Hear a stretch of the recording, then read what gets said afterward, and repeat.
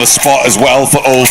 They do have Kelsey off in the distance, so would be fine. Well, not fine, but it would be okay if Scarface had gone down in that scenario. But to hold his nerve is brilliant. Means he can get in and maybe get a couple more points. Look for the confirm onto Bootsman, but it's not going to work. Not on the first peak. Killer Joe has to hit the back, but without a helmet, those headshots are going to ring mightily in the ears if they're able to land. Dropping the smoke, keeping the power. Has still got another smoke behind him. Some more meds, but it's not going to matter.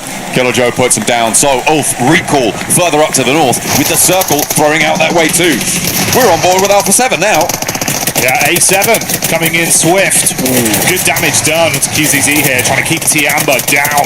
Make it uncomfortable on the peak. Awkward pixel angle. Can't quite thread the needle with it. Milu wrapping over to assist. The squeeze out does get aggro. Good moves on the peak, but that was swift. Straight past that windowsill and in with the shotgun shells. Alpha 7 get dismantled by Milu. What a pullout for Tiamba, able to just swing past that entire fight. Alpha 7 do have that outpost and can go for the recall. Teams are starting to outstrip each other on these elim counts, but Tiamba on 6 elims. Goat team as well, getting those 6 on board is a great start for them.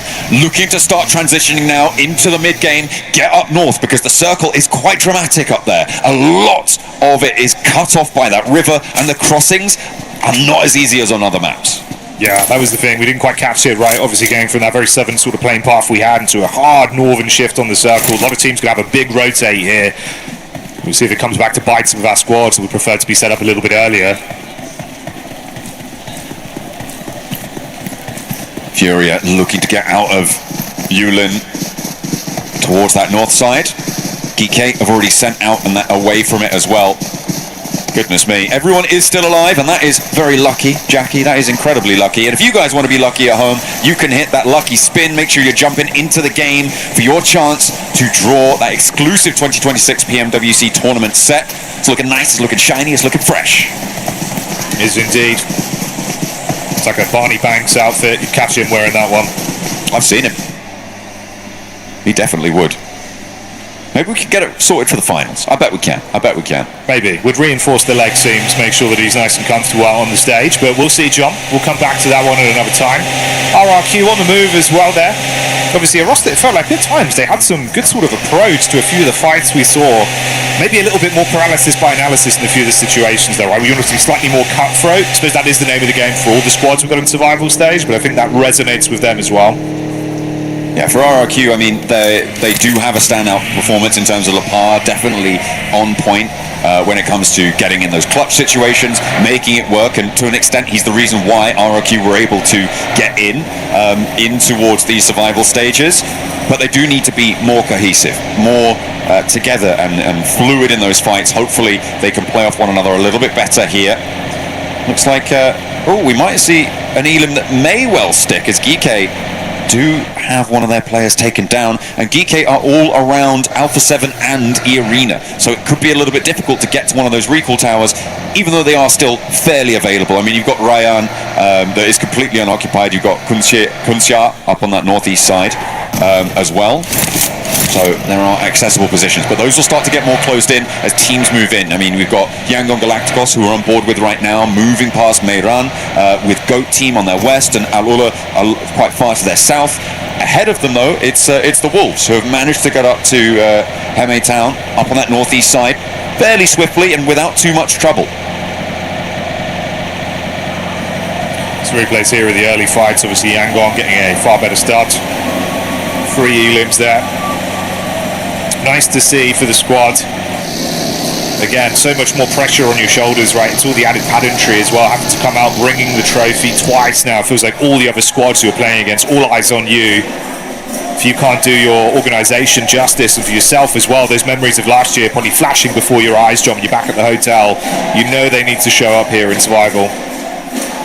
Next circle goes quite far west here. I mean, this is a good opportunity for the arena to get into a solid spot. They're already on the north side of this river. The crossings, as I said, can be a little bit more treacherous than on a lot of other maps when you have similar divides over water.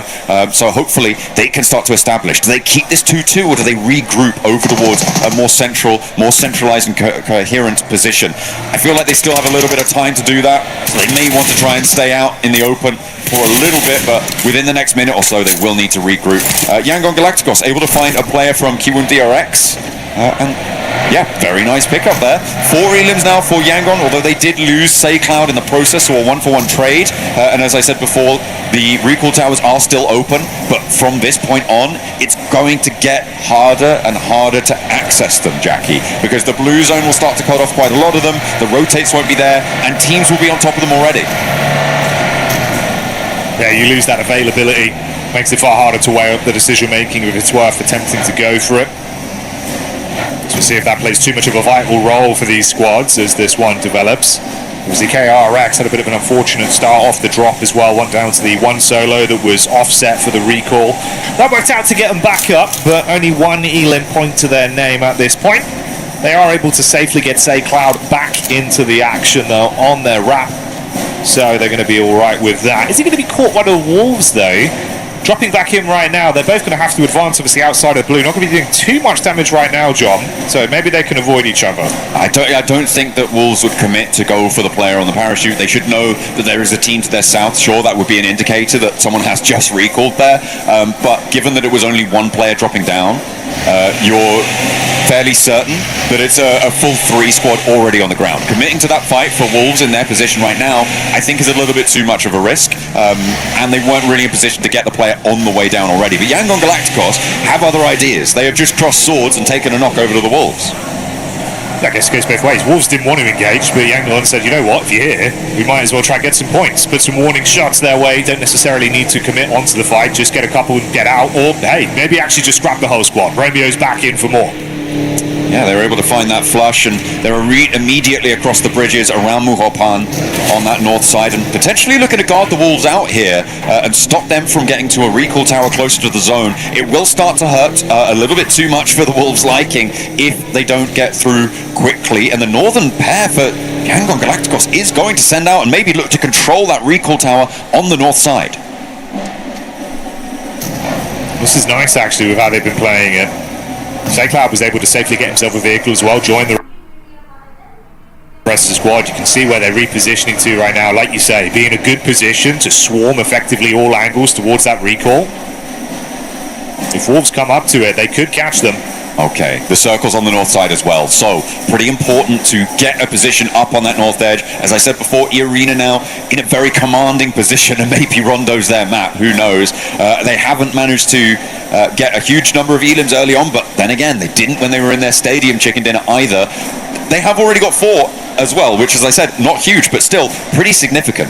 Ryan, having that recall tower in and available for the next about 4 minutes or so is also going to be quite important for the teams on the north side, as Yangon Galacticos trying to corral the Wolves against them. But the north side is going to get more and more packed, so Yangon Galacticos taking a bit of a risk here to try and make that fight work, to try and hold this one out. They are losing time, losing tempo to get towards the zone. Yeah, investing a lot into this now. At a certain point, it becomes a matter of cutting your losses. In the downtime amongst that conversation as well, we saw Alpha 7 actually go down to a duo. Thankfully, they've got one of their players back up. The other not so lucky yet. That was this encounter versus Nonshin Red Force. A side that's surprisingly powerful when they're feeling confident. Revo out of the running already, John. Shot at the back of the vehicle on the exit. Not ideal. No, and it's very difficult now to get to a recall tower. There is one to their northwest. They might try and break for it, but Nongshim, I think, have read into that and have moved 2 of their players out towards it as well. For Alpha 7, it feels like a 3-play on. And I don't think they're going to be able to go for it. Ulf have got 2 of their players right behind this ridgeline as well. The backstop 2 for Ulf, Ketch and Kelsey, have yet to cross by Stadium, but it seems like with Nongshim Red Force on the move, they can just get gone. Wolves do manage to move all the way over on the north side of Yangon Galacticos. And Goat Team are now going to bear the brunt of the aggression from the defending champions. Yeah, didn't expect this one. Goat, they were quite far back towards KRX's position, but they've wrapped up towards the northern side, got stuck into Yangon. Already been able to knock out 1 player from the squad, leaving them with a triple threat. Yangon actually doing pretty good work here, right? Coming out tied in first place between 3 other squads, and Tiamba and Goat, the squad they're head-to-head with here in the fight. So cleaning up on this one would be huge for them. Ooh, looking to do a little bit more damage, but they'll be content with the first knock, and they do have their backs to the blue, so need to be careful. The zone is going to hurt pretty significantly here, especially as stage 4 starts to come on through. It's going to be unresable, so you have to get on the road. All are taking shots from an off angle. They're a team that hasn't crossed the river yet, hasn't made their way through, but is going to try and put pressure on the back lines. For Yangon, they're going to have to play on as 3 now with that knock coming through. I was looking at where Tiamba as well were playing, given, as you said, they were in that top 3. They are in a really sticky spot on the south side for Tiamba. I think their fight through is going to be maybe the hardest at the moment in the lobby. We'll have to wait and see if they're able to make it work. Get out of there, get into the next zone, and then wait for this next circle. Yeah, Go better on the fight. You can see them pulling back down towards the south side. Dopeness caught line of sight from the ridge as well onto Yangon, and it's Alula that are coming up around the back. That's the shift on the zone though, pulling away, going back down south. Oof. All right, mate. Fair bit of water as well, cutting off a lot of the play space you've actually got the longer this one goes, John. Yeah, I was looking at Tiamba, as I said before, and I feel like this is seemingly what I kind of thinking they should be doing here. Moving over to the south coast, may be able to swim across later on, but a lot of teams that have already committed to the north side are going to be fighting for the hills around that E-Arena Ulf position where Goat have just moved on into. This is going to be the focus for so many teams. So I feel like Tiamba, they're looking to play for 3rd place, but they have taken a knock on the back there. And this rotation is under threat, under danger. Aaron is waiting for someone else to step forward to say, I've got the shot, before they go for that spray. But Tiamba, if they could find cover on that south coastline, I feel like they might have a chance of getting fairly deep into this one. A lot of movement as well. Yangon trying to advance quite quickly. It was AGAL that had angles onto him. Unfortunately for Eagle, going down to the zone has resulted in his demise, so he's cut out of the lobby. Maple also hit from the sideline. Dopeness very far back, but with good line of sight onto them. So they're just peppering to make it uncomfortable for these squads. Goat might be tested by the wraparound from Alula as well, John. This is heating up now. Yeah, a lot of teams crunching in. AGAL on the north side will have to face off against Dopeness, as you said. Yangon just beyond them, and they are now within nade range. So we get a little replay from... Oh, he's knocked himself with a deployable cover flare there. That is not good news for the Wolves. That's going to slow them down a little bit on the replay. I missed that one, but there we go. Sometimes it happens. It is a danger. And he's going to get run down as well. The front bumper to take him out. The Wolves are going to chime back in, though, with look at the damage pouring in on the Elim feed there. Goodness me, the Wolves want vengeance. Yeah, this is getting messy, John. You had this back and forth game of nade badminton going on. I thought they were able to thread it through the window, but it's a near miss. The Flower Age stays alive, and that's at the detriment of Yangon. View, nade over the top. Trying to get the distance, but not quite there. And this is the difficulty. They can't really take fights on 2 fronts. And Lufa able to expose one angle against AGAL. And now he moves forwards with a shotgun in hand. XZZ wants to find an answer. Doesn't get the full knock. Has the shotgun, but he's on a sliver of HP now. And another nade might just be all is needed. The healing desperately important for them. Across the road is Romeo now on his last legs, and AGAL are suffering. Dopeness pushed up hard from the backside as well, got into a good position to command respect on what they've realised is now 2 very weak squads. So if they can steal away points, it'll be magnificent for them. Smile falls for Yangon as well, leaving them with only 1 solo player left alive in a horrific position to attempt to defend. Furia going out, joining 721 GS, so 2 squads now gone. They are out of there already. We're down to 14. Those recall towers shut off, meaning no players can jump back into the fight. More deployable cover. Don't look, Wolves, don't look. It's fine, it's not on top of you. You'll be okay. They managed to get all the way out to the west side there. They had a tricky approach, and they're showing the scars of it as well, playing now on as 2 players alive. This east side will be chill for about the next 30 seconds, maybe, once RRQ settle themselves down and lose their player on the east edge. But with this circle, it's going to have to get trickier again. This has been so nasty for the teams out in the east to be able to make their way through. They have been on the brunt of these circle shifts.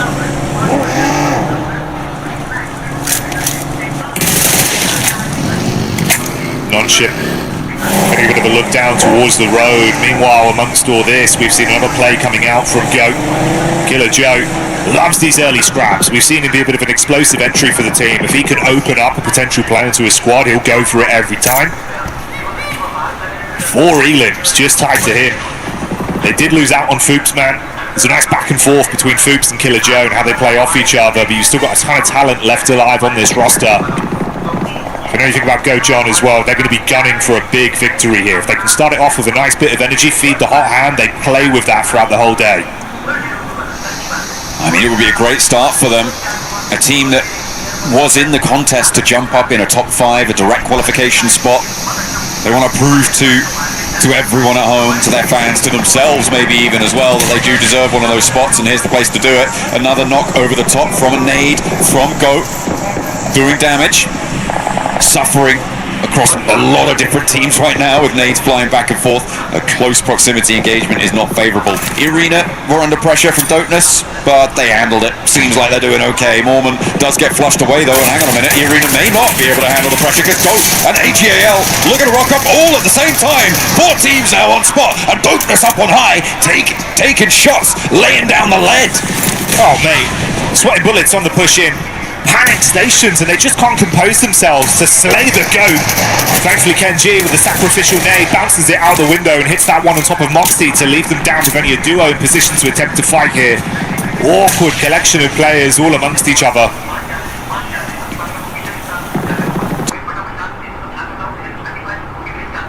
Tony K, nade, cooking. Doesn't quite know where these players are, and I don't blame him. The amount of chaos that just happened. 2 teams descending immediately just after another one crashed on through. On the southwest side, in the meantime, Alpha 7 do go down to Geeke. That southwest side is clean. Spicker moving on out. Spiker around the corner. And Goat will be able to hold him for 1. Moxie down, but will be reservable. Dangerous scenes though, E-Arena. They can smother blood in the water, they'll commit on the peak, spam into the smoke. They had a rough idea of the angle, and the bullets will find their target. Amongst all this, Alula have been scrapping up against Ulf. Quick. Wanted to keep the pressure on. Ulf have been shredded down time and time again. It's just Aaron remaining, the star player on the roster. I don't think you can call him young blood anymore. Tiamba did manage to get across the river in the meantime as well, Jackie, and they're on 8 elims. They've got 3 players alive. They're not looking too shabby right now, and they have an oversight onto this fight. If they can spot Alola on this roll-up, Aaron may be able to take 1 or 2 of them down, and they may be able to shred the backlines, but it's getting away from them. The pace of Alola just a little bit too much for them. I think that pace is the operative term as well, right? We've seen them be quite passive in situations where they have had advantages before back in the group stage, and that was a problem for them. So the fact here they're willing to actually take some of these encounters a bit more headstrong, it's good to see. Zone crunching in there again as well. On top of the Wolves. They're on the north side with their 2 players remaining as Yangon Galacticos finally go down. The early powerhouses of the Elim feed starting to wane now. Yangon Galacticos go not quite going to stay the course. But Tiamba have a big opportunity here on that south side if they can push past Aaron, get control of the hilltops. But it's Alola, their major competitor on that southeast side.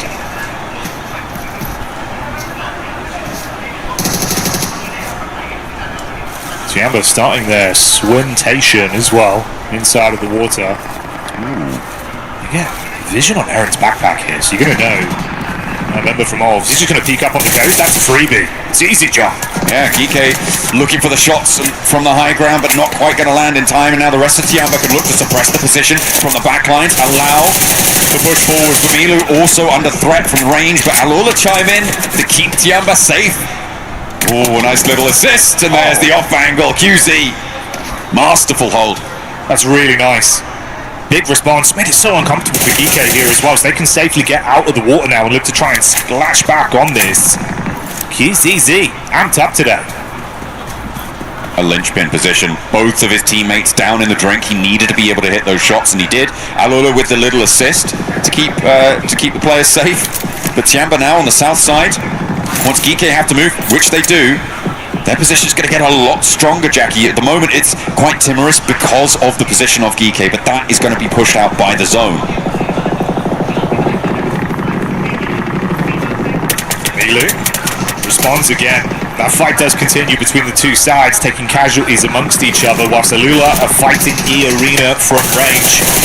We cut back over to the POV of Tiamba.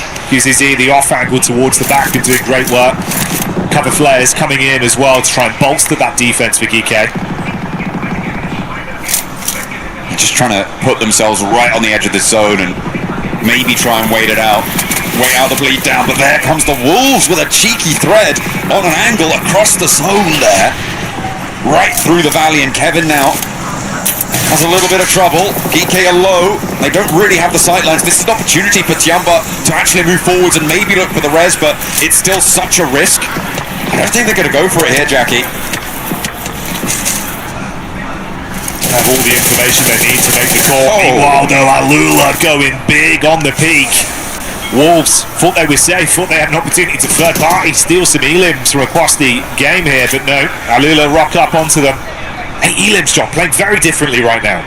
Yeah, that's what you need to be doing here with those 8 elims, with all 4 of their players alive, the only team to have the full squad in action.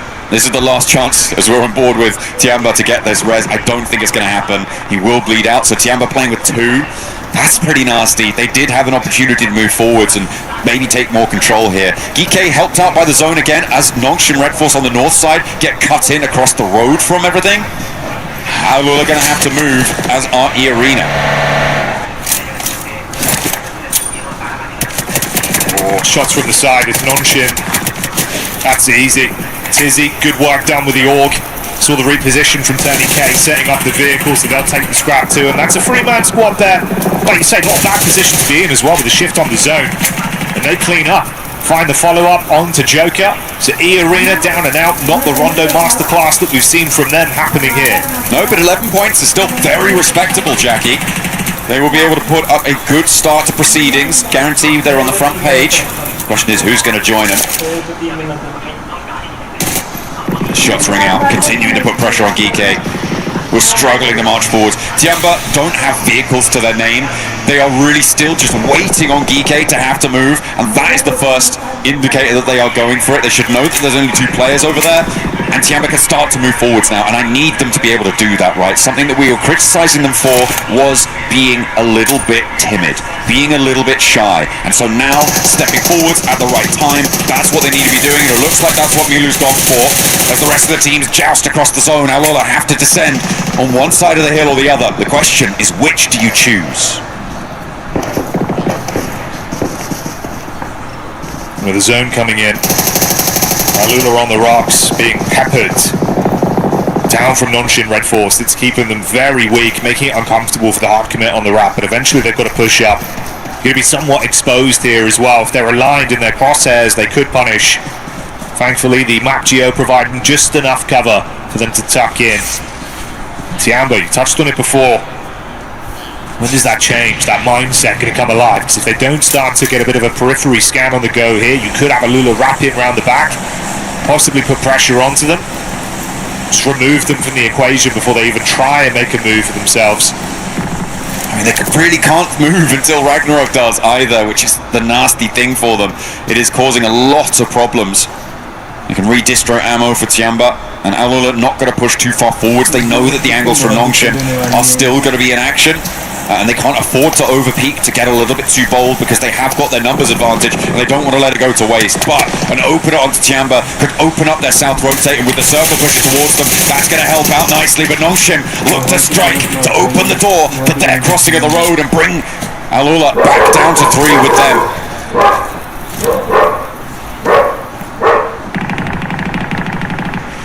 Bated breath for a lot of our players right now, knowing how close they are to potentially kicking off the survival stage with a big point injection if they can take this chicken dinner. Add potentially a few more immolations to it as well. Milu QCZ still scared about what could be coming out if there's angles watching their way.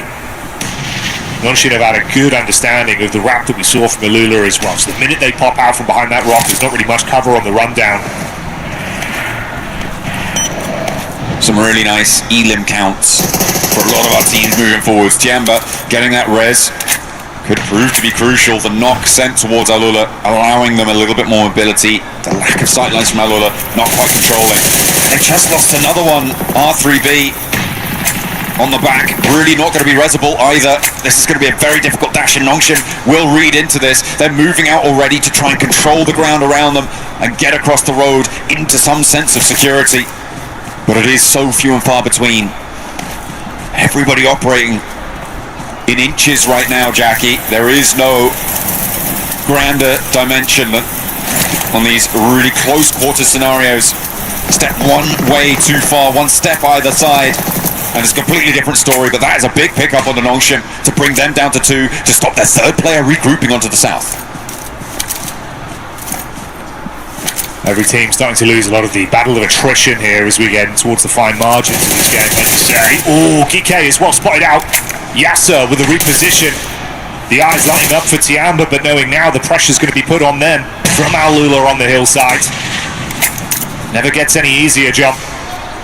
Using those nades to create potholes moving forward, steps up for the flush. Now Al-Lula can commit to trying to hold this high ground and try and use its position, the geometry, to maybe get a pick, but they're just not quite finding it. They're starting to wane now. There's Nongshim going to try and bear the brunt of it, but down go Al-Lula, and a knock already over towards Nongshim gives Tiamba a big chance here. Timid Tiamba no more. They start to play with confidence, knowing that they can take the fight to Nongshim Red Force. The squad, we were surprised, was so far down the standings back in the group stage. Let's see if they can kick it off here in survival with a big chicken dinner and assert dominance in the lobby. It's not going to be so easy for Nongshim as the nade blows them away, and Tiamba take the opening game of the survival stage. That is how you change your story. Tiamba with a huge opener. They played from that south side. They read that they couldn't get across that river nice and early. They played on the south coast, a little bit of a bet hedger, but they did manage to get across the river. They transitioned at the right time. They moved at the right time, and that is the change I wanted to see. The question will be, can they keep it going for 11 more matches and keep that pace going?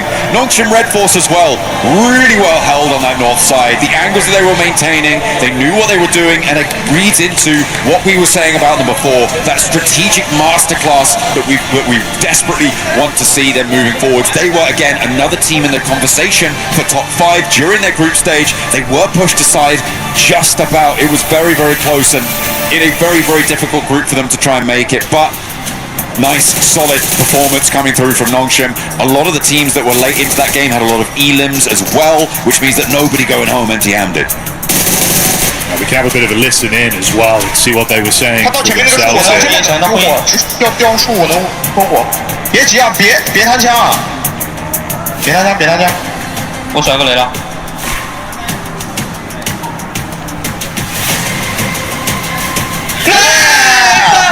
Lovely arc on the nade.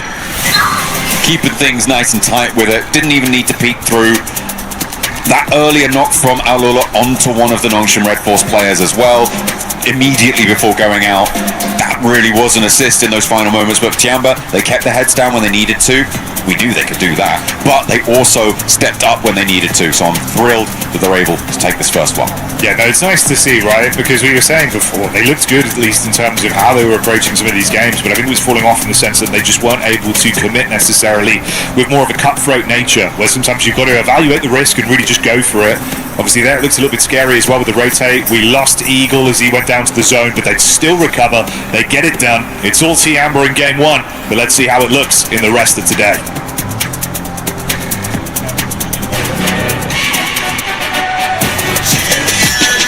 This ain't no regular thing. King for the ring, you know what I mean. You see my name in the lights, better get right, I'm champion.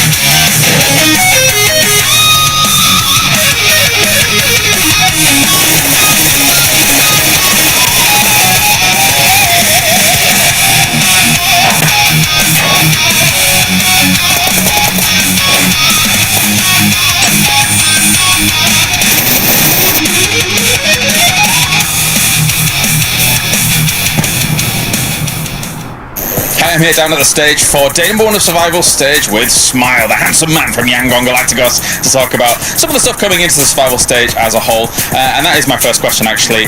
Based on your group stage performance and what you were actually able to see in the group stage, now coming into the Survival Stage, has there been any kind of looks at those results and seeing how you might want to change some play styles, etc.? What do you think from the group stage coming into Survival? In the group stage, we couldn't perform well, or we couldn't shoot a lot with confidence. So for the Survival stage, we will do our best. We will play with a lot of confidence, more aggressive. For the strategy, at the same, we play with same strategy, we learn other opponent practice different situations, so we could adapt during the match. Okay, perfect. And actually, I wanted to talk bigger picture here for a second, because obviously you guys are the returning champions, and it would be awesome to see you guys get like the back-to-back here in Paris, even though it's a different location. So how did that PMWC win change your life? Obviously for you guys, I remember like looking at the pictures of the parade, you guys got invited to a load of things, so what was it like from the team's perspective? Honestly, a lot has changed since we won the World Cup last year. It gave us a lot more confidence and recognition, but at the same time, it also brought a lot more expectation and pressure. People started looking at us differently, and we realized that staying at the top is even harder than getting there. But overall, I'm so grateful for everything that came from that victory. It motivates us to work even harder and represent our country with pride. That's awesome to hear. Well, thank you very much for joining me here, Smile, and good luck at the Survival Stage. Thank you.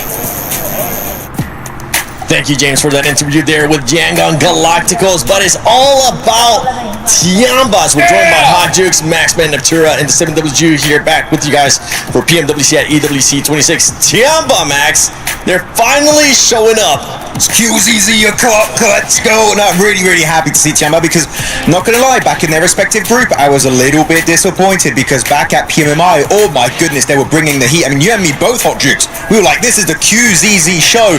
And yeah, group stage was a little bit topsy-turvy, but this rondo, by the way, keep in mind, they got 6 eliminations in the hot drop in Yulin, and then they dropped Tinlong Garden. The circle could not have been any further away from their loot location, and yet they still come out on top and get a win. That is an impressive rotation coming out from all of Tiamba. Yeah, it's about damn time, baby. We see Tiamba do what we expected them to do all tournament long. Yeah, had a really rough group stage, but they come into this one, 13 eliminations, 2,300 damage, and we expected QZZ to be kind of like on top of that, but it was Milu here that was able to really clutch it up for a squad. And honestly, after a rough group stage, to start off so strong, I think it's gonna finally put them in the form we all expected. Same with Alula as well, putting up a good amount of eliminations for that squad. Yeah, it was really nice to see Alula come in. I mean, me and Max, we were all talking about it, being like, ooh, at the end there, you know, they had a really good position. They should have utilized it a lot more, because they were having that momentum throughout the mid stage. They were looking really good. They came in, they took over the position from Ulf, they were moving in, great momentum, and then all of a sudden they kind of just were like, this is the high ground, we're going to keep it, even though the zone pushes us away from it. We're just going to sit still and let everybody else not only see us and get rid of us one by one, but actually get situated and have that time to make those decisions for that end game. Ooh la la, a little bit too passive. No, I mean, clearly they took way too long. I think they would have been great to see Al-Ula after their push on Ulf. By the way, that push, Niptura, was fantastic. Getting rid of all of Ulf in like literally the span of 20 to 30 seconds. Very quick fight. But then they just let Tiamba coexist with them on the lower side next to the water. I think that was a little bit of a mistake from Al-Ula. I would have loved to see them rock up on their position as they fight DK. That would have been a great third party. But you know what? It's still a 16-point rondo, so Al-Ula Club, sure, it's not the chicken dinner, but it's still an amazing start in the survival stage. Great kickstart for that team. It wasn't a 29 elimination this time out of E Arena, Natura, but they do end up getting at least 8. They do. That was a really nice push from them as well. We saw them do some crazy things. Actually, they were on the east side of the zone, right? So there was a lot of teams over there. For them to get as many eliminations as they did, I mean, it was just constant fighting from beginning to end for them. You know, them as well as Yangon. I really liked what we saw from Yangon in the beginning of this game. I think it was still a very strong Rondo for them, even though they didn't really go very late into the game. I still liked the presence that has seemed to be making a return for them. I'm really enjoying that. Yeah, we're seeing some changes from this squads too. It seems like they put that extra day off and to work with the VOD review. One team that I think ended up doing that perfectly was Nongshan, especially with their rotations. Finally, just committing to a play. Sure, it was not aggressive play. I think they didn't really have to go for an aggressive play this game. But it's just they see Geek in a really good position in the play zone next to that lake in the center of the zone. And I see Geek actively rocking up onto Alpha's position southwest of that circle. Like, wait, that position is free. Let's not waste a single second and just capitalize on that opportunity and snatch that spot for ourselves. And that gets them so deep in that game. Podium minimum, second place off the back of that Niptura. That is what I wanted to see from NSR. It is exactly what I wanted to see as well, because we saw in their second day of their group stage, right, they lost that momentum. They were finding the opportunities, but they were just being so slow to actually do anything about them, and that has definitely changed in this game. We saw them actually take those opportunities pretty instantaneously, and that is what we want to see from Nongshan Red Force. We know they can do it, and they've done it again, and it is going to be Tiamba being the match MVP, and Milu, yeah, you were saying, Jukes, he's doing some great stuff. Let's go, Milu. I mean, I think this is a good example of, you know what, sometimes, even if you are a top squad, you don't really come off the way you really want to sometimes, right? But you know what, a day off, I think we saw these squads refresh themselves, really start playing true to form here, and this is what we needed to see. We needed to see this, even there towards the end. Ula had the top ground, but at the same time, Nongshan Red Force and Tiamba were like, we want to win this game. Let's focus all our energy up top, take them out first, and then we'll see who ends up winning first or second place. And that is how you get it done. So good to finally see these squads make it happen. It's only been one game. Come on. Let's see some more of that in Erangel. More of that, please. One game, but we're already getting a little bit more flashes from some of the squads of just consistent inconsistency, and I'm thinking about Alpha 7 because this squad was only able to get 2 eliminations. They need to make sure they pick it up here. One quick little shout out is GOAT team was able to perform so well in that one, being aggressive, exactly what we expect out of GOAT, but let's see what teams are going to be bringing it in game 2. Thanks for setting us up there, Seven. Great desk as always, very exciting to get the insight, the narratives, and build ourselves back in before another game here. As the survival stage, tension much higher, changing over now from Rondo to something a little bit more consistent, John. Excited to see what really is going to be, hopefully, a stepping stone for our team throughout the remainder of the day. Absolutely. I was excited to see Jukes' boots. Those they look good, right? Looking pretty fresh, man. You know, representing Texas. You know what they say, everything outside of Texas is smaller in size. Absolutely, they definitely do. That's what I've heard anyway. The plane path, looking pretty big though, from the middle of the map on the south side. Looking to lean a little bit westward, but nice and kind. Opens up most of the map for access, and no one should be getting into any hot drop trouble. But it is slightly reshuffled lobby, remember? We didn't really talk about drop spots on Rondo, because it tends to just be, let's all hot drop and then see what happens. But here on Erangel, it's a little bit more prescribed, it's a little bit more thought out and measured. So hopefully our teams have figured out where they want to go, and there won't be too much conflict over zones. But already 3 teams out over Millie, as well as, well, maybe 4 teams out over military, as RRQ jump out a little bit later on. Everybody else, I think, is looking to head further north and get to the mainland. RRQ may be looking for that bridge split on the west side. Yeah, it's more standard, obviously, what we expect there from Yangon. They've gone for this quite a few times in Erangel, very comfortable to have those military starts. Similar sort of opening as well for GOAT, so no surprises there. You imagine they can split off and wrap away. Like touched on, rest of the squad's trying to get distance with those parachutes. They've done their training job. They're A5 guaranteed gliders, so they can get to the mainland. They've got the distance, they got the legs needed to get on their way. Yeah, GOAT team also dropping out. They will have diverted away from that. Don't really want to get stuck in, as I said, into those hot drops. Not a good idea, but that is a nasty circle. Goodness me. We were having some pretty nasty circles, very gnarly stuff coming through over in the group stages. Looks like we're going to continue that trend all the way out on the southwest side, keeping a lot of Gatka, Quarry, that sort of area in, but this is not what you want to see to open things up for a survival stage. No, we've been here before, you're right, man. Those group stages, very aggro with some of the circles we were getting, and similar scenario there. A lot of landmass going to be cut off, potential for the bridge to be in play as well. We'll see if that's a blessing for some teams or a haunting prospect for others. Obviously, we're dropping far further up towards the north side. We join the POV of Dopeness early on towards Pachinki. Couple shots out of the window from Nikita, getting a read over onto Geekay. Pretty nice game one from them, so obviously if you can punish early and slow down Geekay from actually accumulating point after point, will be the dream scenario.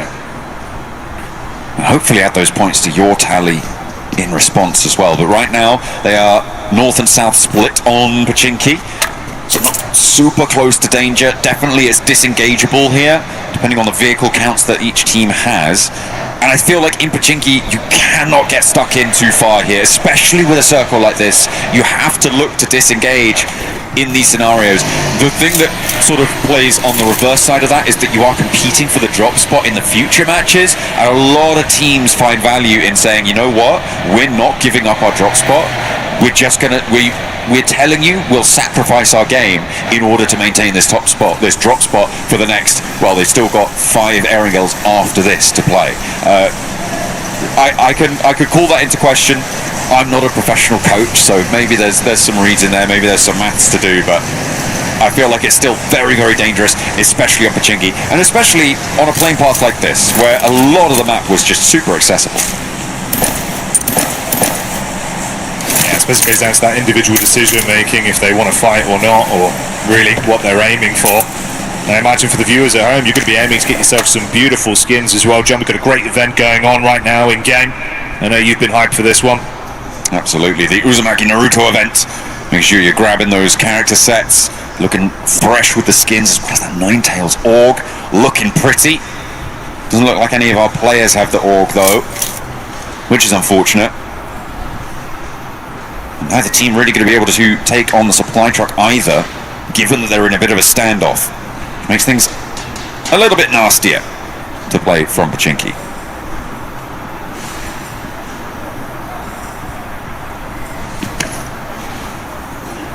Let the tension just settle here. Oh, nade line up through the window.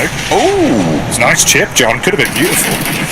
Does manage to catch a little spray on the step across there, but not going to quite get the knock. And it's again just retreating, being a little bit safe. Like you said, deck of cards type play, reshuffle yourselves somewhat, but that is a nice little reshuffle from Ragnarok on the sidelines, able to get the side swipe, and Geekay have got their opener. Now, do they try and take this one fast, or are they going to slow themselves down again? Looks like they want to try and capitalize a second knock, and there is no way that, again, those two players back up. Surely not, as Geekay descend from multiple angles. One is cut across, but it's not going to be the same story for the others.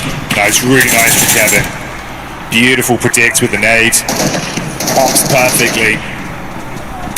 Reply back over, easy for Bad Boy cleaning up. So 1 by 1, Dopeness suffering heavy losses on this.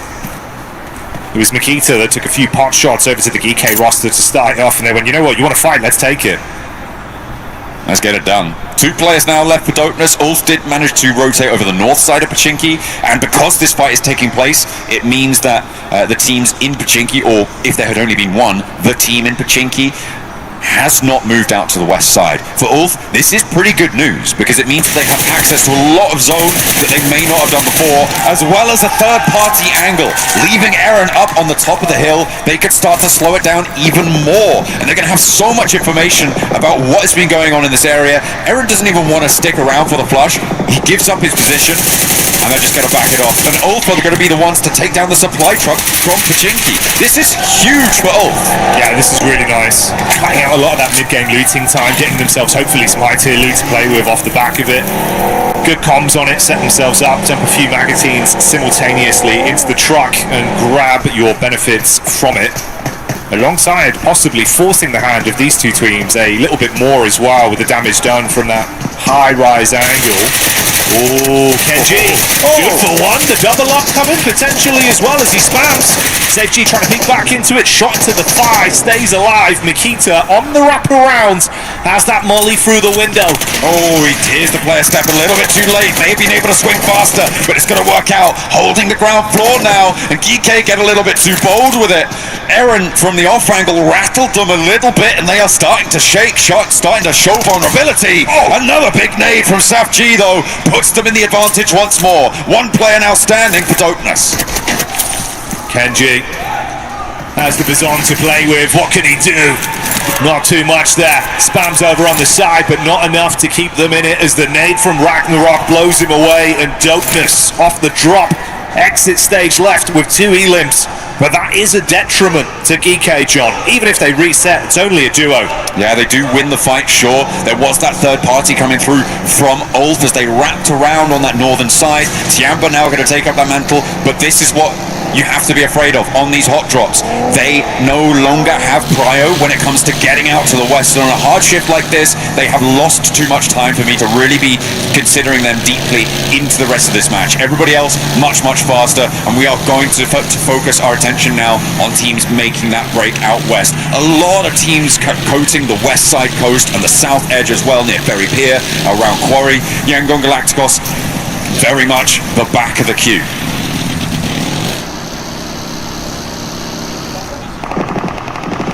See if Yangon can keep some good energy rolling for that roster over the course of today's play day. A lot of eyes on them. Now 2 reigning champions in the lobby, of course, being Yangon Galacticos, and then behind that Alpha 7 from the year prior, back in 2024's EWC.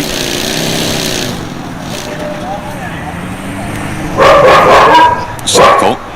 No way! What are we doing? What is going on? Goodness me, a massive western shift on this zone. It is brutal. Quarry is so impactful here as well. It's such a quagmire of a position. It just sticks you down. You can't really move freely around it. So for Ulf, they may be able to take the ridgeline, but getting down future may be difficult. I don't think too many teams are going to be able to play around Quarry, and this is going to get nasty. The positions out on the west are difficult to hold, and for Arena, they need to regroup. For Wolves, they need to try and stay alive, and 7-2-1 are going to try and crash on in. Everybody on the south edge being funneled around that Quarry location. Oh, Jackie, this is going to get very, very dirty. There's something in the air at this event. I don't know what happened this year, John, but the circles we've had have resulted in some ridiculous games the whole way through, from start to finish. It's never easy. Feels like we're playing with 50% land in every single game. Half of it's always taken up by the water.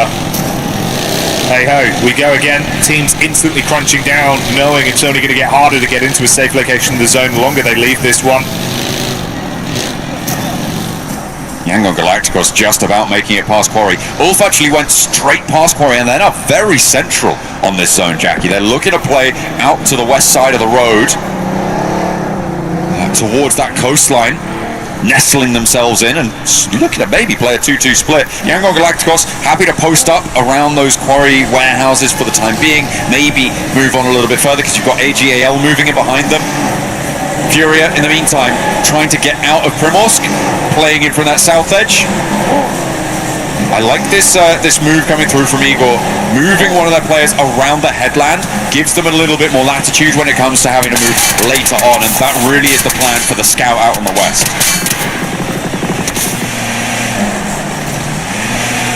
Thing is, for some of our teams as well, this accelerates the way you have to play this one. I think a Go team, they usually like those very long, safe rotates where they want to be inside of the blue, taking their opportunity to build into a great late game finish. Here, you can't really play that style.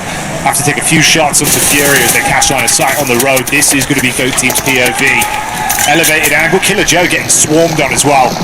The AGAL Killer Bees on the move as they head down towards the road, looking to cut round Go and get themselves into a better position.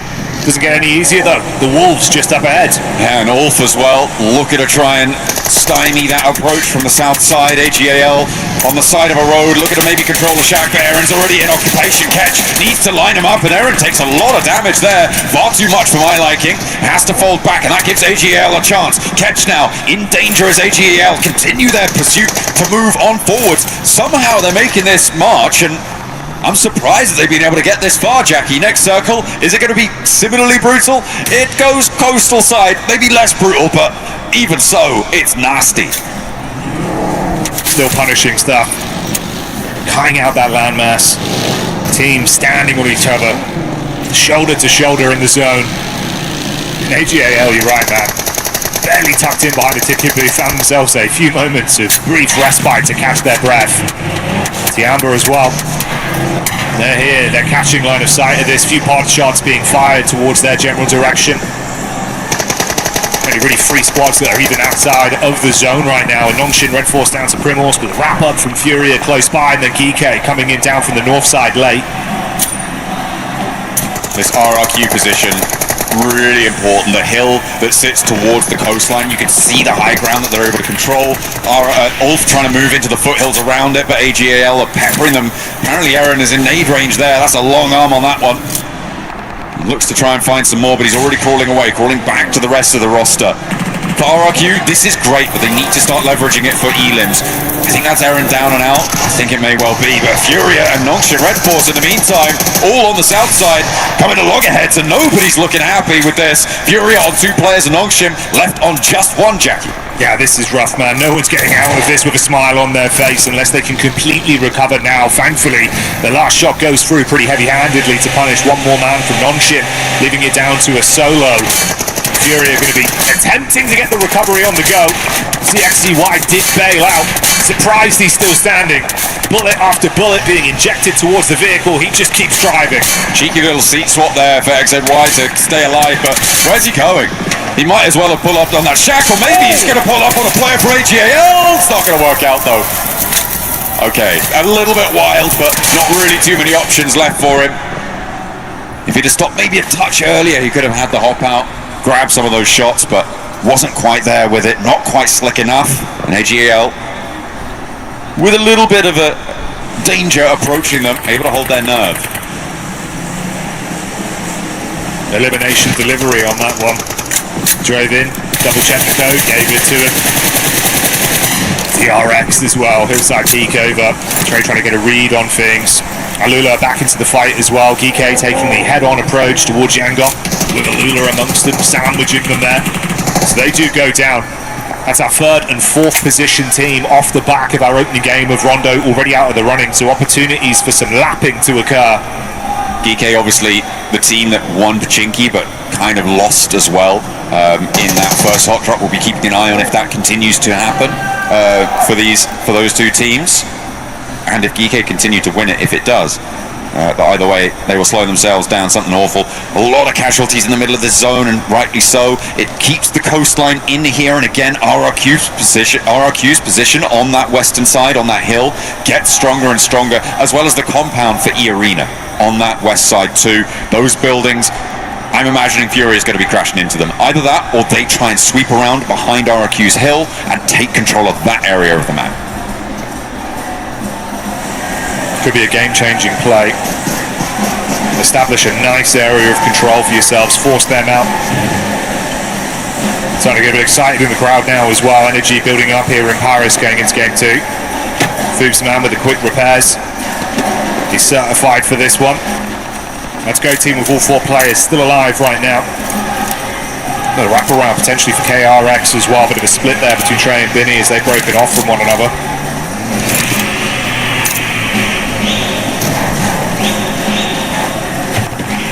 Alpha 7 on the northwest side, with 3 players alive on the beachhead. Binny, he's going to start to tick away from the blue, from the water.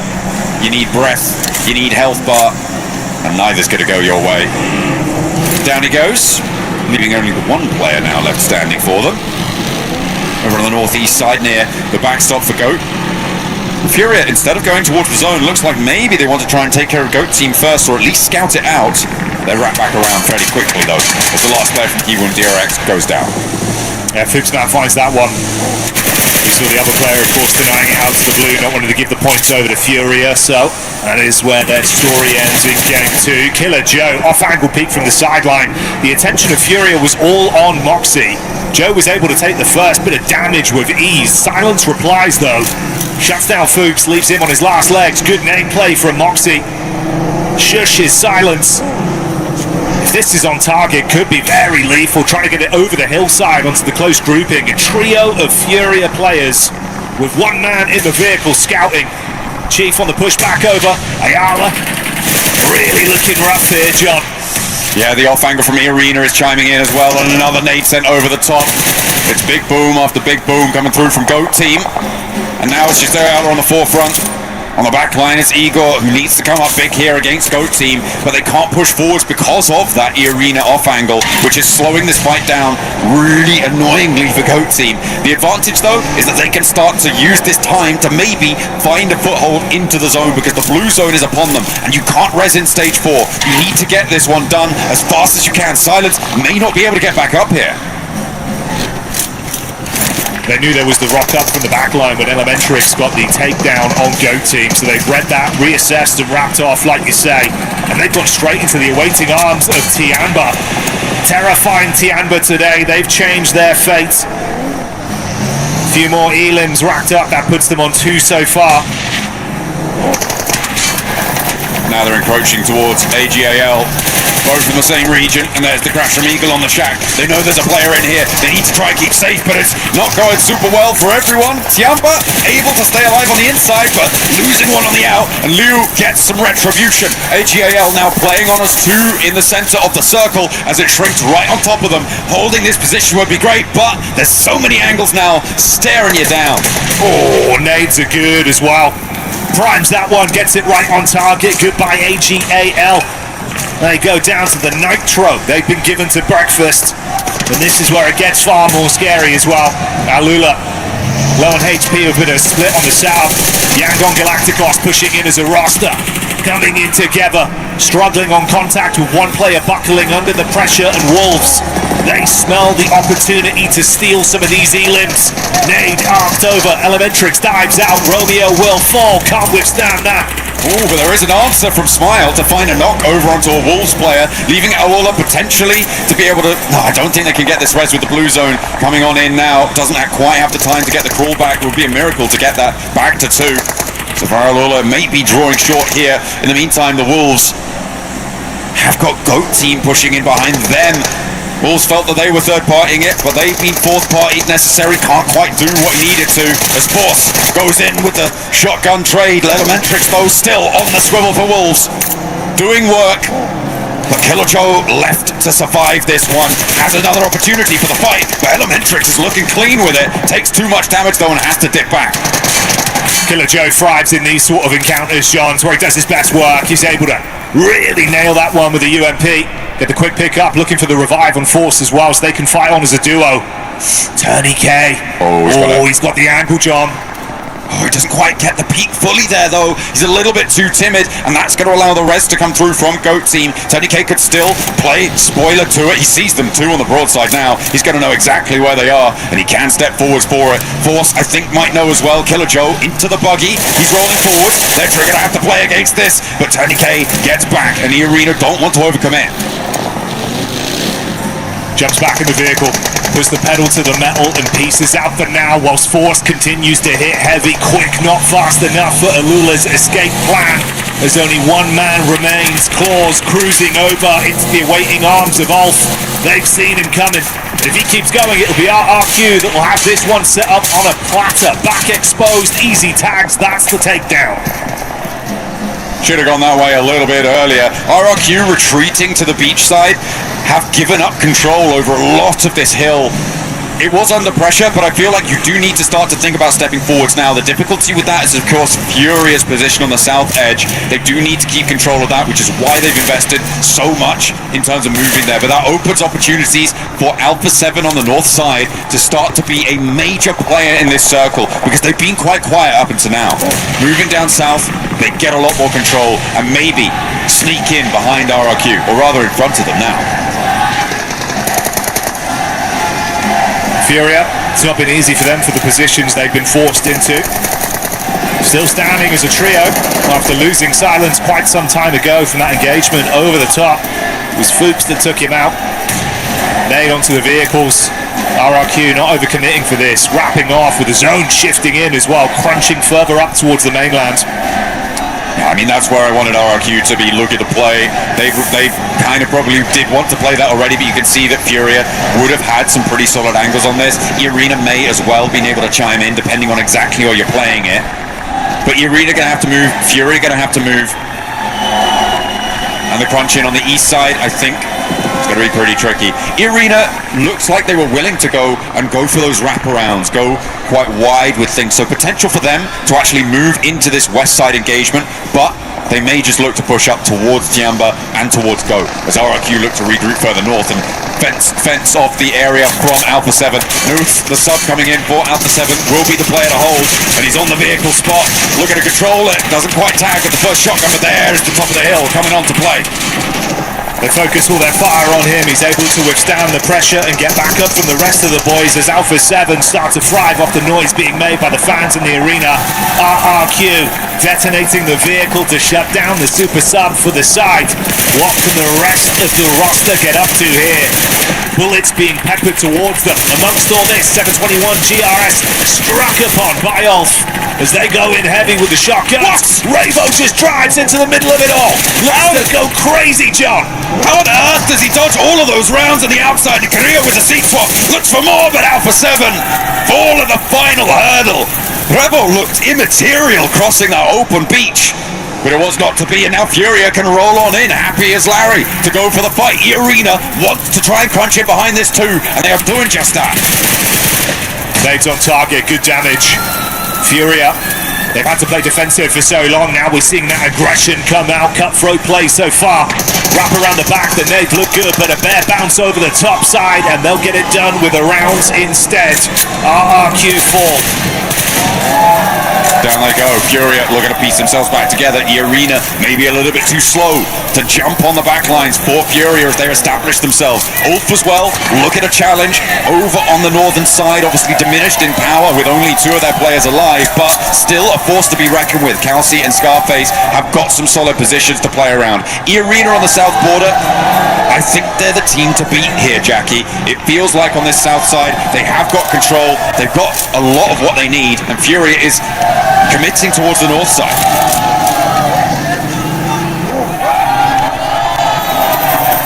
Energy building up. A lot of fans in the house today. You can see all the Yangon Galacticos signs, John. The Alpha 7 fans bringing the heat once again as well. But they've got one thing in common right now. Neither squad remains alive currently in Game 2. Out of the contest here. A lot of different sides that are looking to really squeeze. A good injection to point out of this for Tiamba as well. Thinking about the potential of a ludicrous start to the day if they can do the unthinkable. I mean, they've already gotten 5 elims and gotten up to a 5th place. This is a good game regardless for Tiamba. They're going to be happy with this performance. Next zone coming on through. Shrink's pretty dead center. Don't think there's too much to worry about for the arena, for Tiamba, for Furia. But for Goat Team, I think this is going to be their big test, right? They are just playing on this one tree. They've got some vehicles on the back lines, sure, but they have to move. And where do you go? Where do you go? It might just have to be a crazy wide sweep up to the north, but Tiamba are going to light you up, the arena are going to light you up. You need a pick, you need an opening. I just don't see Goat Team moving forwards.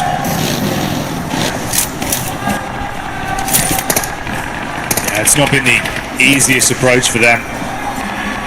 For Furia, they've been trying to build up nice points on this game, taking the heat to teams when they think there's a chance to get a drop on them. Kelsey trapped by the rocks there after eating the nade. No real easy pathway for Scarface to get him back on his feet. This could be another chance for Furia to flush out one more squad, push themselves even further with 2 elims going their way if they do it cleanly. Yeah, Go Team, you really can't be doing anything here. Killer Joe just looking for some angles, but there's nothing to do. Fair enough to fall down there. Killer Joe will go down last. Scarface now under pressure as Tiamba actually take the elim over on towards Kelsey, and Scarface still kicking as Ayala takes a knee. E-Arena in the meantime can start to march in from the south side. A nade will finish off Scarface, but Ayala now needs to be secured, and this is beautiful. Sweep across from E-Arena. Furia have committed to that north side, and there is now nothing stopping E-Arena taking the entirety of this ridgeline in a three-way engagement. Yeah, this is great decision making. Instantly aggressing when they think they've got a moment to get the drop on them. Furia down to 3 players. Ayala unfortunately falling in that head-to-head versus Scarface. That puts so much more pressure on this team. They've got to get him back up. We'll have a few seconds here to top his HP up. Thankfully he's done so. They've crunched so much space, so much map control away. Nowhere near as easy now, John. They know Milu's position. With the nades they've been able to push forwards. Ayala creeping up to the ridgeline as well, and the Arena actually going to regress on their hold, not wanting to stay overextended or maybe move those vehicles in different ways, swap them out, something like that. But just like giving that ground there was an interesting decision, but they get it back very, very quickly. Furia don't try and push over the top on it. Still waiting for this one to get forced by the circle. You can see Chief will get moved. Igor as well has to leave his little ridge and step up probably towards that burnt out buggy. That's where he's pacing himself towards. Ayala cannot find an angle. For love nor money right now. No chance to get a raw free peek onto them. Just looking to cast that first stone, open it up with an advantage. The first domino falling for either of these squads will be very detrimental. Obviously for E-Arena, that big benefit you have as well in the trade game. They've got one extra man in the squad. Takes a little bit more pressure off them, but they still need a clean fight. Pin from either side, it wouldn't really change much. Next stage closes dead central on this, and no one really has the full inside track, but E-Arena have the most ability to move around. If Furia go down, Tiamba can start to move up the hill. That might give them a little opening door. Furia now moving much closer towards the Arena, and the nades are going to start to cause problems for Mormon. The Molotov's there as well, but he has the smoke to cover his vision and hits the deck. Looks to get some healing. No knock found. Shocked. I'm absolutely shocked he's still standing there. Stereo nades go out either side. It felt like one bullet away from him falling. Topped himself back up, like you say. He's quick with the meds. Furia debating where they really need to engage on this. Is it easier to try and wrap around onto Tiamba's side? Do they just have to hold in the middle, wait for the crunch to come towards them? They're going to go in the direction of Tiamba. Ayala, before maybe they were a little bit closer than they are, had the DBS primed. Scouting play as well. They're losing a lot of space in this peak up from the Arena, starting to force them further back. It's getting scary out there. Final zone closing as well now, Jackie. It's straight into the middle. Can't hang about now. No elims for E-Arena, so they would love to try and sweep a couple of these up. Over the top of the hill, they're looking to put a pressure onto Furia, but they fight back. Igor goes 1-for-1 on the trade, which is not great news for them. But where are Tiamba? Can they make a pass at this? Try and move in behind Furia. I think they might be going for it. They've heard this fight break out. They've seen the knocks come through, and the backlines from E-Arena getting a little bit false-footed as Tiamba make their play. Tiamba, triple threat of nades thrown over the top. Erupting explosions towards Furia's angle after knowing they're weak. They're still not overly committing. Getting hit from all sides as well. They're going slightly too far deep. That one looks good. Great chip damage up to Furia. Chief with a reply. Mormon's drop. Joker hits the headshot back onto him. It's a 1-for-1 stalemate. Tiamba still waiting. Finally, a second knock, and now Furia on one. Tiamba have read this nicely. Igor the last to go, and they wrap around, they roll it down. QZ wants to shut it out in the Arena now. The last hurdle for Tiamba's back-to-back. 3 players versus 2. Joker off in the distance, but there's one in the smoke. Dealt with immediately. QZ relies on his teammates. He turns for a moment, but he knows they've got his back, and in a 1 versus 3, can he make it work? Mormon now bleeding out to the zone. E-Arena will fall in the face of Tiamba for a back-to-back chicken dinner. This is brilliant. Talks of Tiamba looking timid in their group stage, but that's all changed now as they terrify the lobby and turn up massively with not only 1 chicken dinner locked in, but a second following that. Back-to-back. Incredible start to the survival stage here. Really brilliant opener coming through for a team that, as we were saying, there were a lot of criticisms levied at their play style. They only just about managed to get into the survival stage with a late in the day chicken dinner, but they did look much better during that chicken dinner, during those group stages. And this is exactly the sort of development you want to see. Able to go, I think it was 11 eliminations as well there, Jackie. It is a monumental start for them. Getting towards the top 6 just got a whole lot easier. Yeah, dream start, man. That's what we're saying, right? We were looking at it even kind of early into that one, thinking, oh, they've done pretty well with the elims. It looks like they've got a good set of heads on their shoulders today. Way better for you when you not only get 1 chicken dinner, but 2 already locked in. Playing it smart, I was thinking we're going to see some of those signs of them not willing to really engage even when they have a bit of an advantage. We saw that a few times in groups. It looks like they've recovered that. Yeah, I mean, the instance right at the end there, where they saw 1 knock on either side, they said, you know what, now's as good as any. The zone's closing, we've got to go. They had the nades, a little bit off target with the nades. I think it's safe to say they didn't have a full read on the position of Furia, so overexpending a little bit of utility there. So still improvements to be made, but yeah, I think I can forgive them that. They were still able to crunch it behind, be the pneumatic press that crunched Furia and followed through straight on towards E-Arena, who, given the solid position that they had on that south side for so long, surprising that they weren't able to get many elims at all. A very minimal point scoring game for a team that plays 2nd place. Yeah, it is surprising. It is surprising. I think for E-Arena it's a bit scary as well, because obviously, we historically had that one massive game in the group stage where we were thinking, damn, okay, they're looking absolutely sick. They're really playing confidently in the head-to-heads as well. Longer it's gone on, there's moments where you're thinking, when are they going to get that second wind again? Not necessarily from the tactical side, but more from just the willingness to actually show how good they are as individuals in terms of the gun skill. We know it's their job. It's just got to rear its head once again. But today, so far, it's all about Tiamba. Yeah, I mean, for the players on side, they do need to start to step up, be a little bit more like Tiamba. I think it's safe to say we're going to head down to the stage and we're going to catch up with some of the players.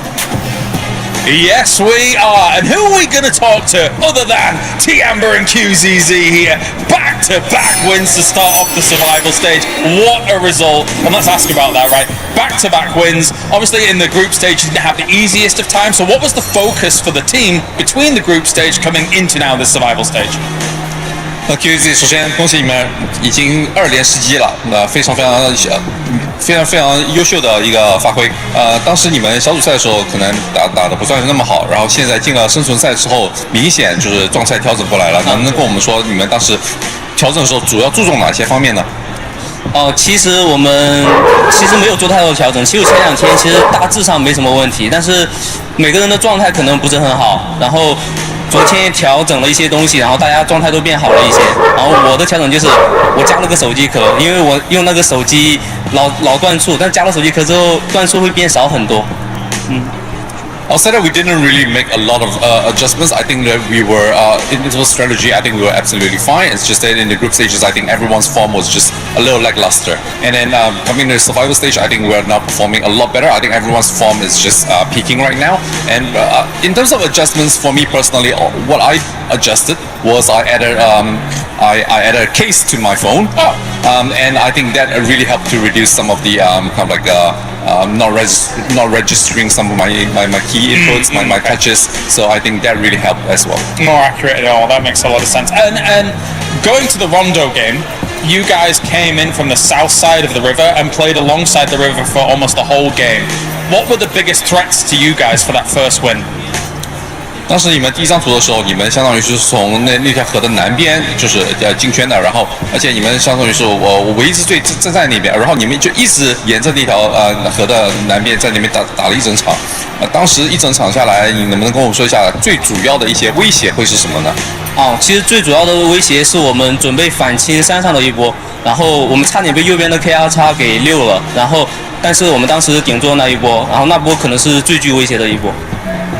Well, I'll say the most dangerous point was when we were trying to clear a hill, and then I think KRX actually had the slip on us, and it was a very tough battle. I think it was a really dangerous moment for us, but we managed to hold on and we managed to fight back, and we managed to win that battle. And I think that was the single most we almost got eliminated point. All right, QZZ, amazing once again. Thank you very much. Thank you for the translations. That does it for us down here on the stage. Will Tiamba get another win on the day? Looking like it. It's crazy.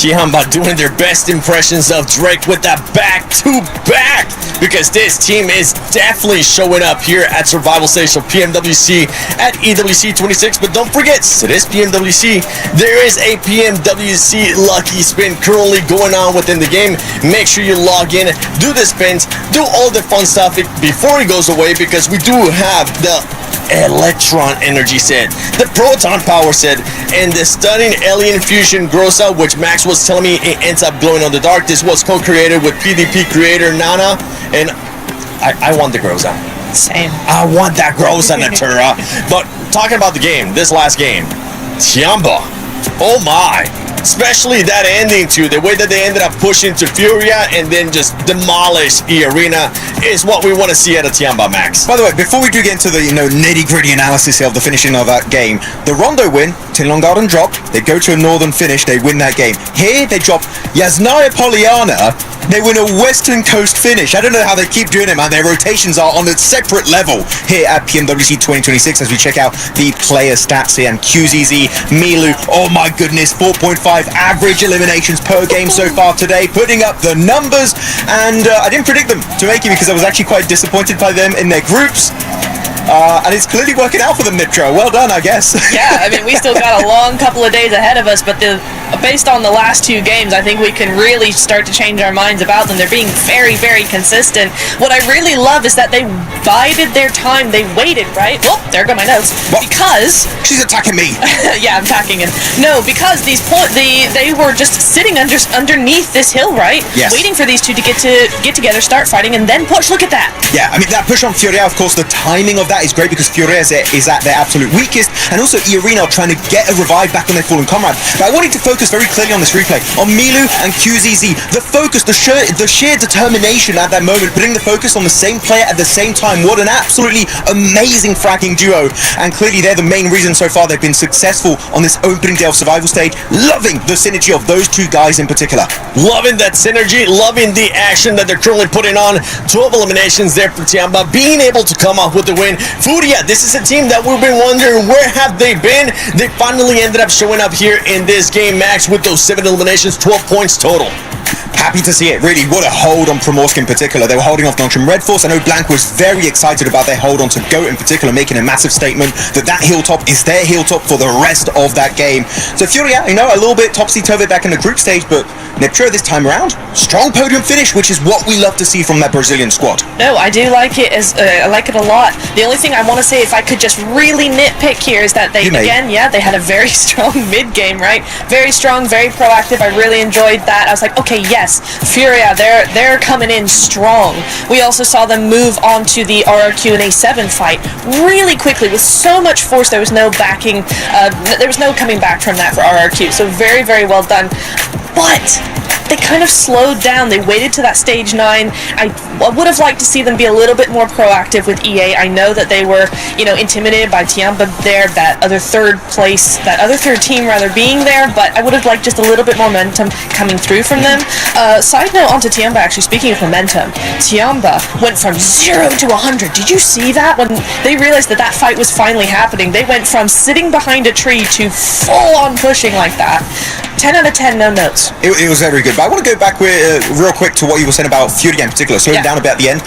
I don't want to criticize that too much. I think it was actually a good play for them to slow it down. The reason why, we knew that whichever team fights last, chances are they're going to get the win at the very end. Furia fighting E-Arena, they're like, we want to try and get rid of E-Arena, but if we fully commit to the fight and take even more knocks, eventually Tiamba's going to rock up on us, which is actually what happened, right? So I do get your point, but at that moment when all the three teams are just ready to go at a moment's notice, Furia, I think, made the most out of it, and this is a team that I did not expect to make on the podium, but you know what? A strong podium finish from Furia on a very hard circle for that squad, by the way. I think that's still a win.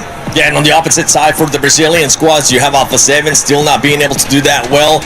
Only putting points via placement in this last one because the eliminations just weren't there. Yeah, elimination. It's a hard zone, though. It's a hard circle to really get eliminations. You've got so many. Tiamba was able to do it. Tiamba was able to do it. I think it's and Neverland even close to that. True. I think it's probably one of those things where it's like you get in there early, you're able to do something. If you avoid teams, then you know that eastern side was very, very busy. So yeah, you can get a lot of elims if you're there. But I think there's just so many angles. What it's actually doing is intimidating teams into not taking those fights because there's so many angles. Those angles are completely covered, and so you're like, I can't make a move in this. By the way, going back in this game, there's a very interesting moment for Tiamba, which really enabled them in the first place to be a contender for that chicken dinner, is they had all these teams over to the eastern side in the swamp. They're like, just let's get away from that position. It's not worth it. So I love seeing that they understand when a fight is just not worth taking. But you know what? Chicken dinners are definitely worth taking. 2 chicken dinners, 35 points. Tiamba making it happen on Rondo. And the first wrangle. And you know what? With only 12 games to play here, if they don't pull an E-Arena, Neptura, top 6 is looking pretty good. I mean, top 6 is looking very, very nice. The thing that we have to watch out for is it's a Group B all over again. It really is, because you've got that point sponge at the top. You got 45 points versus what, 19 we saw there? Everybody could still get into top 6. Probably gonna still go that way by the end of today. We're probably gonna see the same sort of gaps being in that leaderboard. And so yeah, we're looking at a very spicy survival stage if this keeps going from Tiamba. At the beginning of the day, we're talking about Sony Story of the day, no sponge points against what? Now Tiamba's like, we are here, we're gonna be sponging up all those points. We still have a lot more survival stage coming up, but before we go into the next game, we're gonna be sending it over to Kalaris in blank. Yeah, you know, I'd really like to talk about all the other teams here in the survival stage. I'd really not like to overlap with what you guys are saying. But it's all about Tiamba. How are we supposed to ignore what they've been able to do? I think, though, if we really kind of step back and look at those 2 victories they got, though, here, Blank, winning in the face of adversity is what has made Tiamba a world-class team. On Rondo, on the Riverside, being able to hold that down as long as they did, and then on Erangel, sending it from the swamp location, and the perfect timing, very, very important as well. You are a stage heavy hitter, aren't you, really? You're coming out here swinging with some hard facts, some hard knowledge. I like it. But it is correct. The adversity has been a big thing for them, but they've been decisive, clean on a lot of their pushes. I think even just not last game alone, it's nice to see QZ with a bit of teamwork going on. Milu was bouncing off him so well. It's also crazy. I think one of the things that I like about PL teams is they will use the DBS at mega distance. Yes. And it works. I will say as well, I can pull the curtain back a little bit, as I've just interviewed QZZ. Just before the interview, actually just after that win, you saw as they got up and they were elated, high-fiving and everything like that. He showed me that he hurt his hand. He hurt his hand from the high five alone. So yes, they were very, very happy. It's a strong high five right there. That's a very strong high five. I bet he whacks that fire button really hard, to be honest with you. But yeah, it's nice to see again for QZZ. He came from PMI, FMVP there as well with 39 eliminations, over 7,000 damage. Crazy result from him. It's good to see the rest of Tiamba stepping up though, because there is so much conversation around QZ and how good he is as a player. But I think it's mainly what we're looking at right now with the rest of the team who are all rallying around him. It's easy enough to be that front man, but you have to have people who are following you into that battle. Well, as Max just mentioned on the desk as well, Milu was kind of the determining factor in that first game. Likewise, when you look at the damage output and the damage numbers for that second game, it was of course QZZ that was able to kind of take the reins and really run with it. But it wasn't just the timings at which they were able to move. Again, it's the opportunistic gameplay, right? If you take that position away from AGAL in this Erangel game and find yourself bogged down in a fight, if Ulf wants to kind of continue on a little bit of that aggression, you're suddenly going to be taken out. But they were able to shore up their defenses so well after taking out AGAL. I am super impressed by what we've just seen in these first two games. It's definitely astonishing, and I think Fury is almost a little bit of a other side of the card, right, for that. Yeah. They were very, very resilient all the way through, even from early on in the game to where they faced off against GOAT team. There they were able to almost dominate just by LOS control, keeping themselves on the left-hand side towards the coast, where GOAT was struggling because eventually they were going to start being spotted out by teams off in the distance, which did happen. And Egos, man, he was playing phenomenally well all the way up to the end. But Tiamba, just going for that instantaneous push. Now, I really do feel we had another weird one, though, with E-Arena. They had a 4-man on that south side. I think there was just a bit of a stop-starting maneuver from them there, and they weren't able to fully control. It felt like the fight actually came down to Furia and Tiamba to really close it out. I have my concerns. Yes, so do I. Because the thing is you were coming into that late game scenario and you've got 0 limbs. And then I'm thinking to myself, actually, okay, from this position they could win, even though they've got 0 limbs. But then kind of flub it in some of these moments. Yes, we have the record-breaking game from the group stage by them, but outside of that, it has not looked fantastic, so they need to really kind of change some things up here throughout the survival stage. Thank you very much, Blank, for joining us. It is time to head over to the casters once again for another game on the grassy pastures of Erringel. Oh, absolutely, it's time. Let's head on in. Are we going to get another hot drop in Pachinki?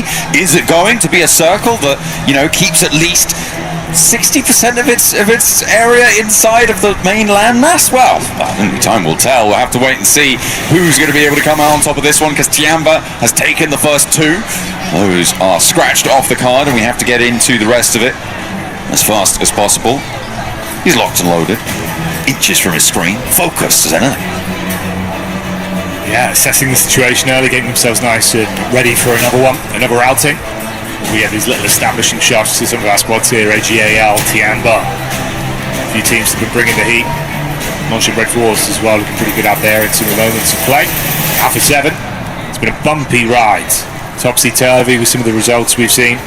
It's really good for Fury as well, John, right? Obviously, that's kind of a keynote we were hitting down there on the stage. Some of the conversations we've had, they've been pulling out the stops. Getting fired up for Alula. Nice, good celebration. He's knocked his headrest off. That's going to be doesn't need it. A comfort issue. Yeah, to be fair, if you land forward, you're fine. It's only when you're out of the game that you're leaning back in your chair.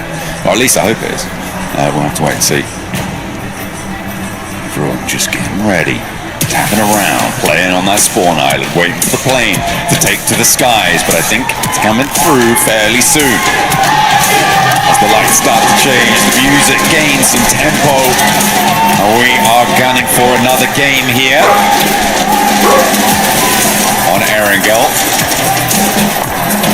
The plane path last time was fairly kind. It was fairly chilled out, a lot of area accessible, no real impetus to go for vehicle hot drops to try and challenge on.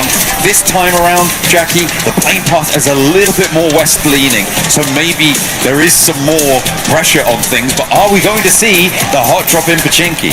I just really don't like hot drops in general. I'm generally kind of against them. Maybe you can excuse it for the first game, maybe even the first 2 within a new lobby, but on a 12-match set, I think you just got to cut your losses. If you're not able to win it out cleanly, either team should be stepping away from this one. Yeah, I think there's a right time, right place for it. And honestly, in my mind right now, this could be one of the opportunities for it. If we start doing it towards the end of the day and we get to the next set of 3 games, so it might be too far gone. You make a mistake there, it could be cooked instantly. You leave yourself in a sort of safety net to try and build back in.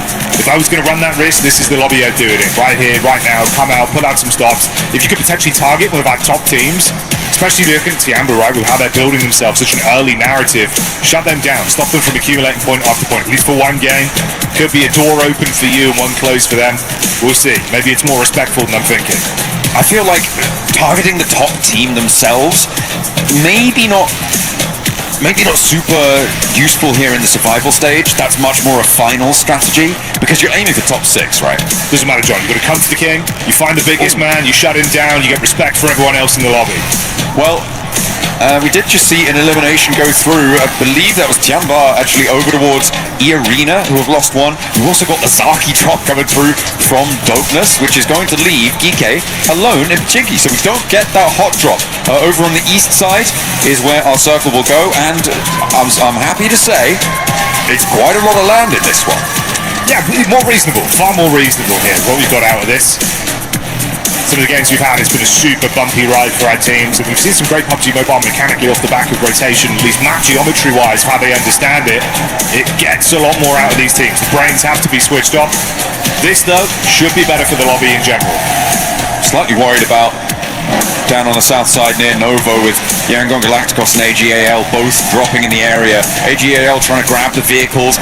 Imagine trying to get across the bridge as fast as possible. The question is, what sort of ammunition does Smile have to play with? Can he catch someone on the cross? Looks for the iron sight, spray down with the AKM. There is still more on the menu. There's two players in the monster truck try and find their way through.